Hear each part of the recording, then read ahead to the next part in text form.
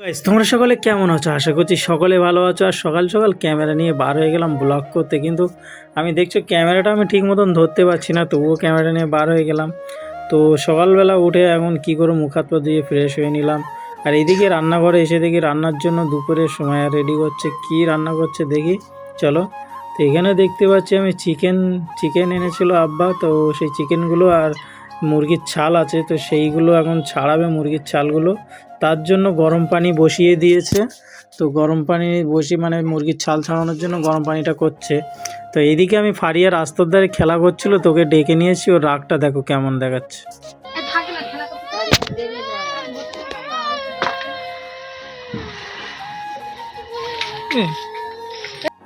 তো গাইস এখন চলে এলাম ওপরের ঘরে। তো ওপরের ঘরে এখন আমার প্রচুর কাজ বাকি আছে। তো মিস্ত্রি তো খুঁজে পাচ্ছি না এখন আপাতত। তো দেয়ালে প্রাইমারটা মেরে নিয়েছি দুদিনে। তো এখন গ্রিলটা সম্পূর্ণ বাকি আছে, ঘষে মেজে এখন মানে প্রাইমার মেরে রং করতে হবে। তো আমার মনে হয় দেয়ালে প্রাইমার করার আগে গ্রিলটা করে নিলে ভালো হতো, কারণ দেয়ালটা নোংরা একটু কম হতো, কারণ গ্রিলটা এখন করতে গেলে নোংরা। তো গাইস এখন দেখাবো তোমাদেরকে আমার লাক্সারি রুম। তো গরিবের লাক্সারি রুম যেমন হয় ভাই তেমন, যতটা পেরেছি করেছি। আর এখানে দেখতে পাচ্ছ আমার একটা ব্যালকনি আছে, আর এদিকে আর একটা আমার জানালা আছে। তো গাইস এদিকে কয়েকটা লাইট আছে, আর এই টেবিলটা আমি কিছুদিন আগেই নিয়েছিলাম। আর এই ডিজাইন লাইটটা কেমন হয়েছে তোমরা একটু কমেন্ট করে অবশ্যই জানাবে, কারণ আমার একদম পছন্দ হয়নি এই ডিজাইন লাইটটা। ঠিক। তো গাইস এই দিক দিয়ে জানালা দিয়ে দেখলে মানে আমাদের ওই যে রাস্তার ধারে একটা ছোট্ট মুদিখানার দোকান আছে, যেটা আমার মা বসে থেকে চালায়।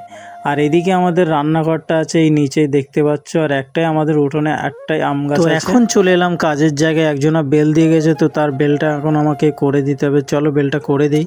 আর এদিকে এসে দেখলাম ফারিয়া খুব আনন্দ করছে ওর বোনের সঙ্গে খেলা করছে। একটু আগেই রাগ দেখাচ্ছিল, আর এখন দেখো কেমন আনন্দ করছে বোনের সাথে।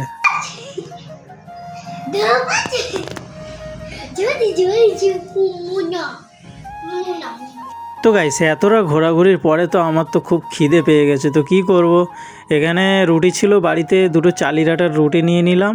আর আজকের যে তরকারিটা রান্না হচ্ছে তার থেকে চিকেনের তরকারি একটুখানি নিয়ে নিলাম। তো রুটিটা খেয়ে দেখলাম না, খেতে দারুণ হয়েছে। তো রুটিটা খেতে গিয়ে আমার ঝোল একটু লুঙ্গিতে লেগে গেল।